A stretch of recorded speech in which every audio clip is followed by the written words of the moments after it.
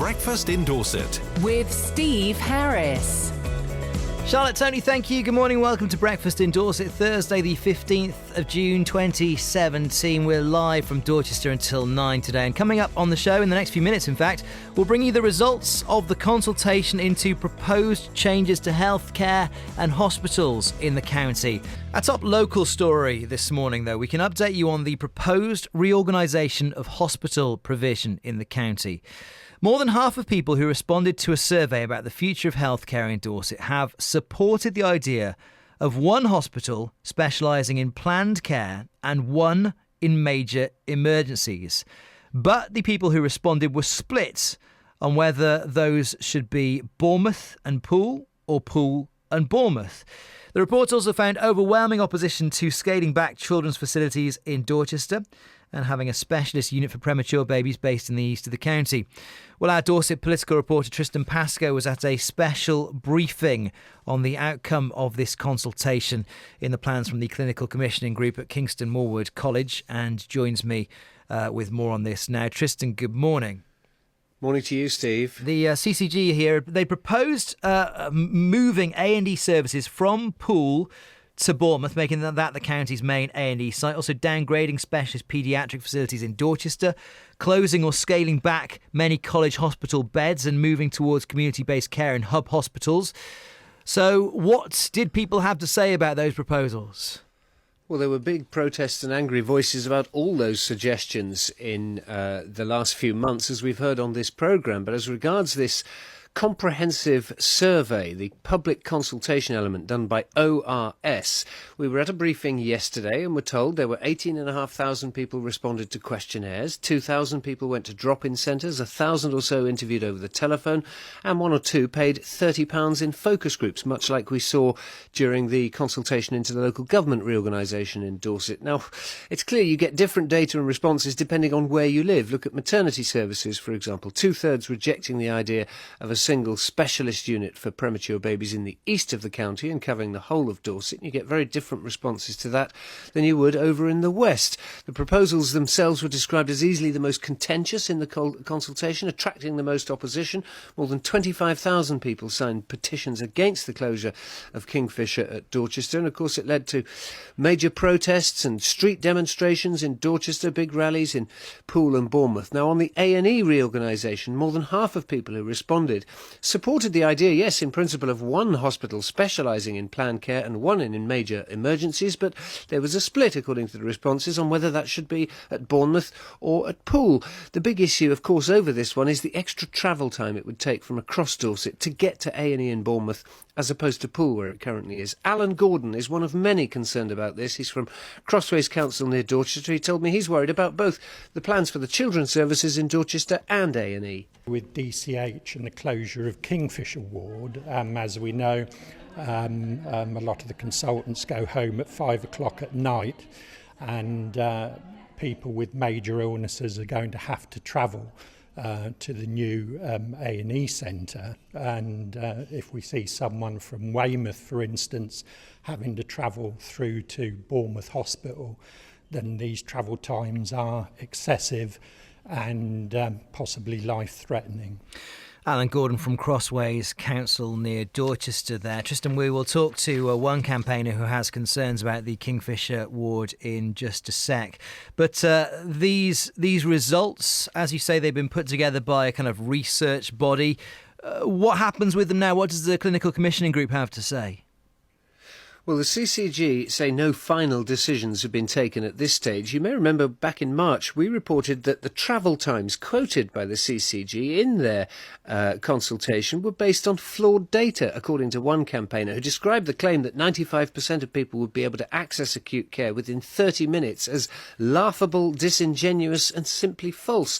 Well, the CCG stressed yesterday, as I say, that no final decisions have been made. The results will be considered from this consultation thoroughly over the summer months and a decision expected late this year. They did, though, yesterday agree to look again at the data quoted on the travel times, a crucial element to the consultation. Tim Goodson is Chief Officer of Dorset CCG.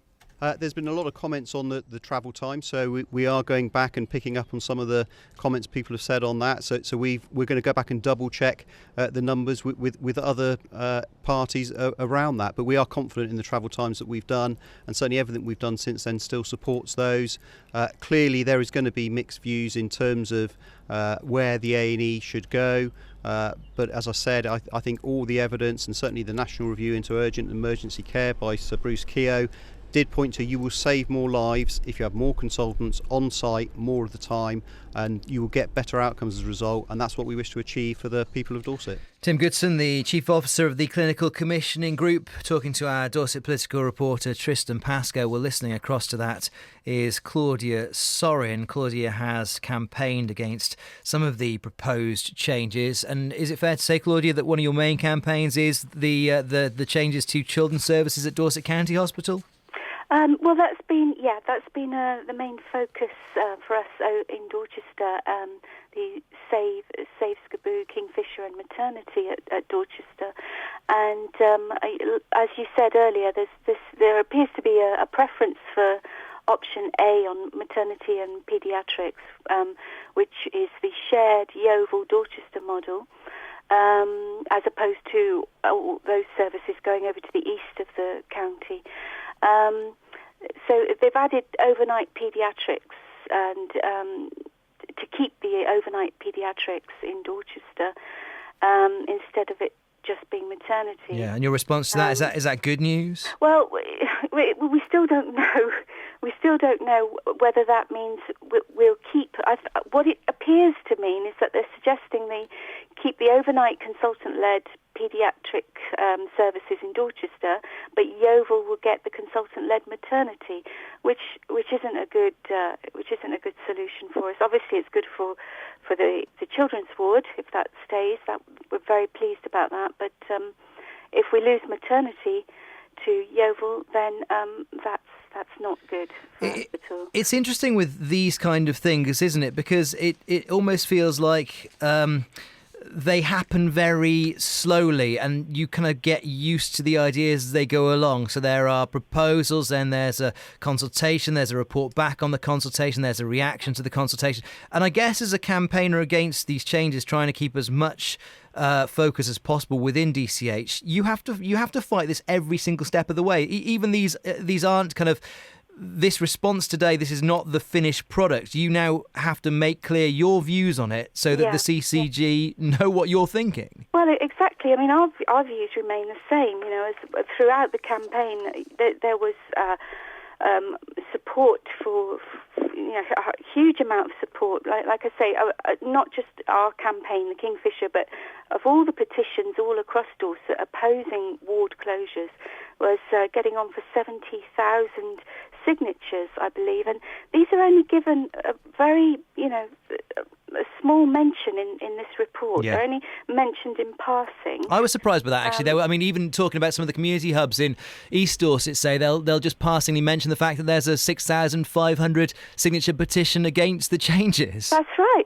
And these numbers, thousands of people, tens of thousands who signed petitions, are much greater than those who took part in the questionnaire, which was, as we know, it was criticised by Dorset Health Watch for the way the questionnaire was designed in order to give a response that the CCG wanted to have, which was basically support for all their proposals. Yeah.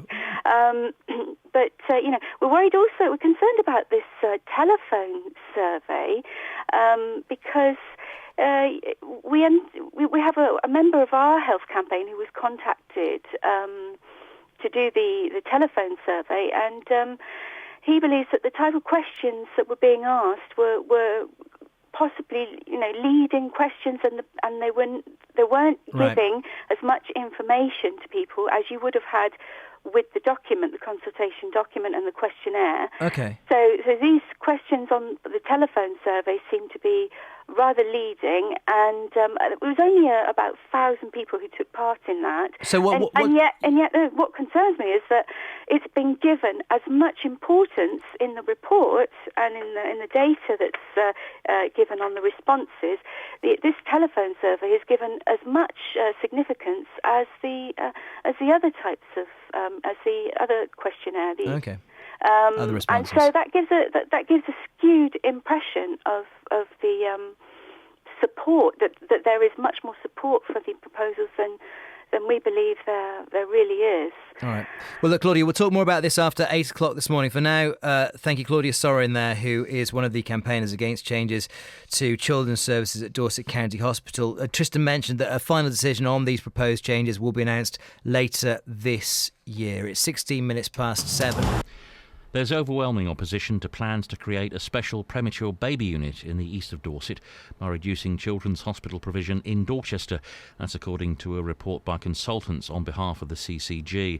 The report says some of the changes were welcomed by more than half of respondents, even though campaigners gathered nearly 80,000 signatures on petitions against plans that would also see community hospital beds closed and moving A&E from Poole to Bournemouth. There's overwhelming opposition to plans to create a special premature baby unit in the east of Dorset by reducing children's hospital provision in Dorchester. That's according to a report by consultants on behalf of the CCG. The report says some of the changes were welcomed by more than half of respondents, even though campaigners gathered nearly 80,000 signatures on petitions against plans that would also see community hospital beds closed and moving A&E from Poole to Bournemouth. Chief Officer of the CCG, Tim Goodson, says residents' concerns will be listened to. Certainly we want to consider all the responses that we've had and the strength of feeling by members of the public, not just on the paediatrics and SCBU issue, but some of the community issues and around the acute care stuff, and take that in consideration with the previous sort of proposals and plans and the views of the clinicians that have got us to this point with these proposals. We're talking this morning about the proposals to shake up healthcare across the county. Dorset CCG says residents broadly support its plans for the reorganisation of healthcare in hospitals, but that it will listen to concerns and opposition. A public consultation on the changes shows many people are opposed to the downgrading of children's services at the Kingfisher ward at Dorset County Hospital, and there are considerable concerns about the moving of A&E from Poole to Bournemouth. Alan Gordon is from Crossways Council near Dorchester.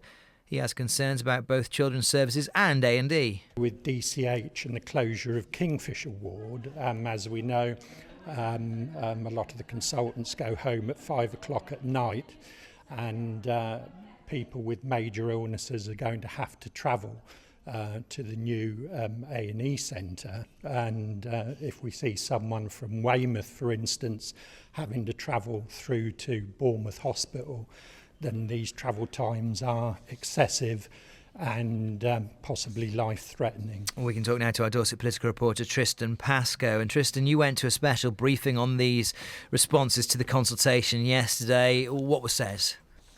Well, Steve, I suppose you could sum it up by saying you can't please all the people all the time. You, of course, get different responses depending on where you live in the county and are more affected by issues that are local to you. Understandable that, for example, Bournemouth residents welcome the idea of Bournemouth Hospital becoming the main centre for A&E, but a very different opinion expressed if you're in West Dorset and faced with a long journey through Dorset's summertime traffic to get there.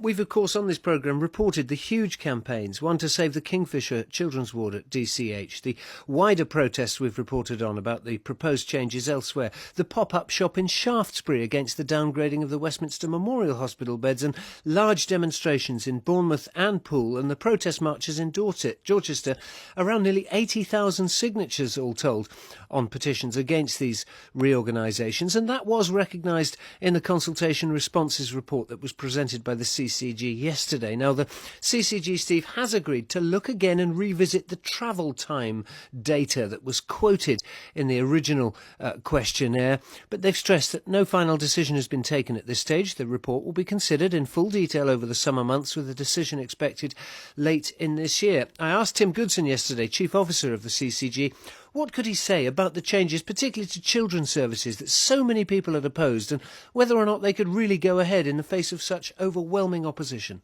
certainly we want to consider all the responses that we've had and the strength of feeling by members of the public, not just on the paediatrics and SCBU issue, but some of the community issues and around the acute care stuff.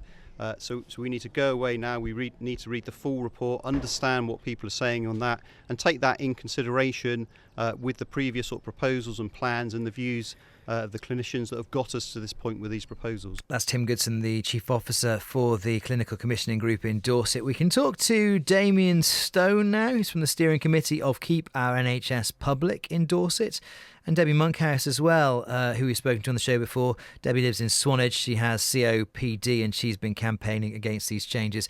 Debbie, good morning to both of you. Hello. Good morning. Damien, let's start with you. Your response to what you've seen of these consultation responses? Well, I think it's important to say that the consultation was conducted against the background of austerity.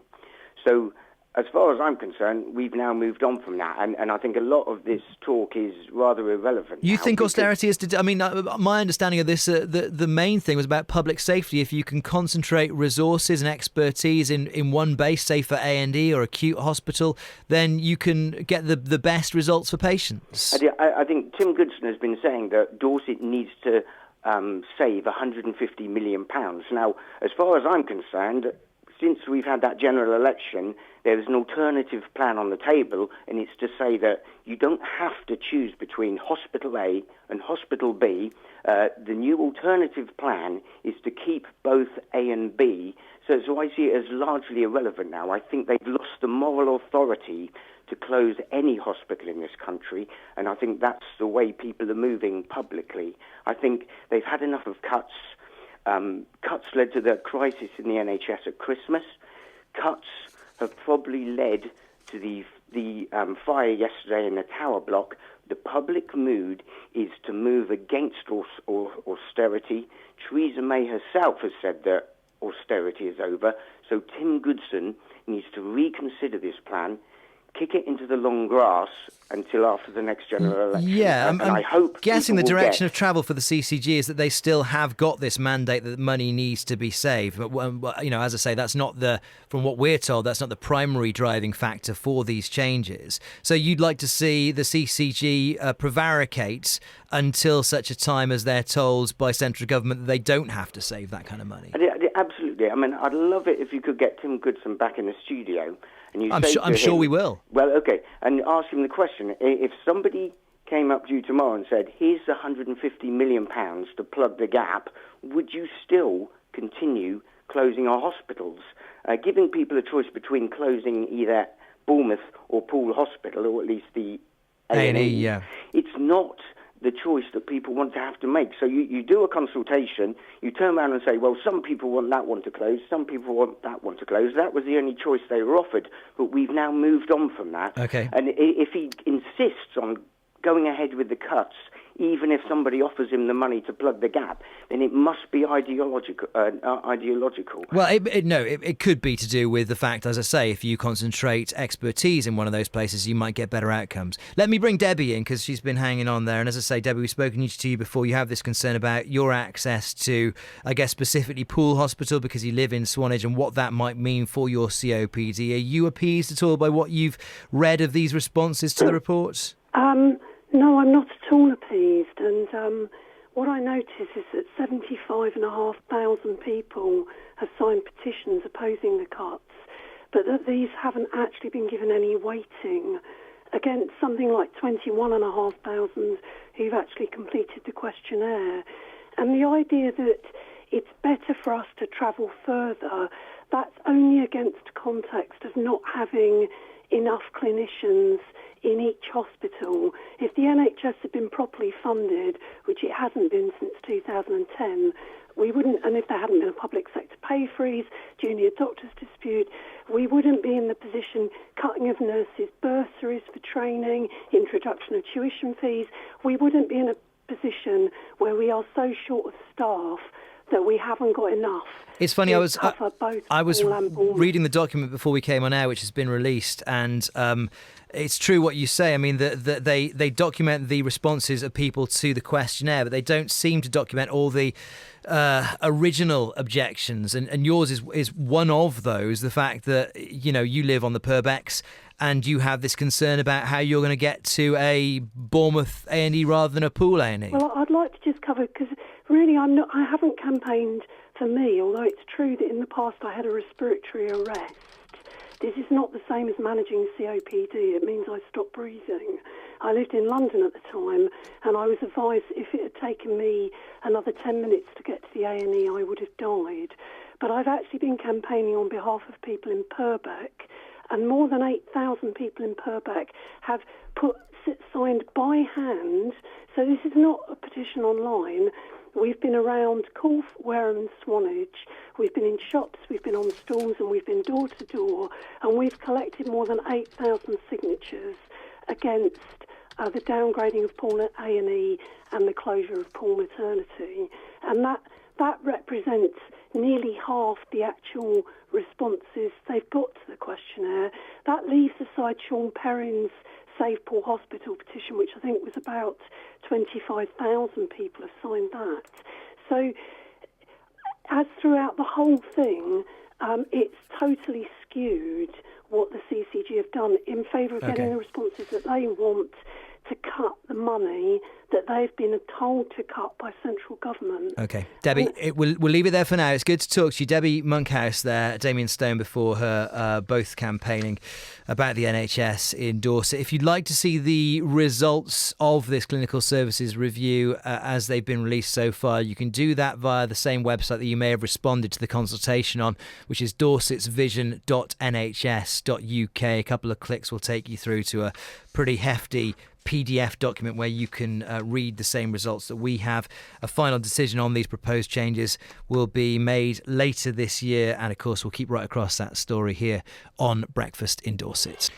Dorset CCG says residents broadly support its plans for the reorganisation of healthcare in the county, but that it will listen to concerns and opposition. A public consultation on the changes shows many people are opposed to the downgrading of children's services at the Kingfisher ward at Dorset County Hospital, and there are considerable concerns about the moving of A&E from Poole to Bournemouth. A campaigner against those changes has told Breakfast in Dorset the healthcare body should reconsider its plans and kick them into the long grass. It's been revealed that a Dorset man was one of the two people killed in a collision on the M3 last week. 77-year-old Michael James of Birkdale Court in Broxstone died after the Audi he was travelling in became part of an accident with 3 lorries on the 5th of June. He leaves behind 2 sons and 2 grandchildren. And the Chancellor, Philip Hammond, is to set out his vision for a business-friendly Brexit today when he delivers his annual Mansion House speech in London. It's thought he's urged Mrs May to change her approach. Whilst discussions to try to restore power sharing in Northern Ireland are taking place at Downing Street later on, representatives from the main parties are to meet Theresa May.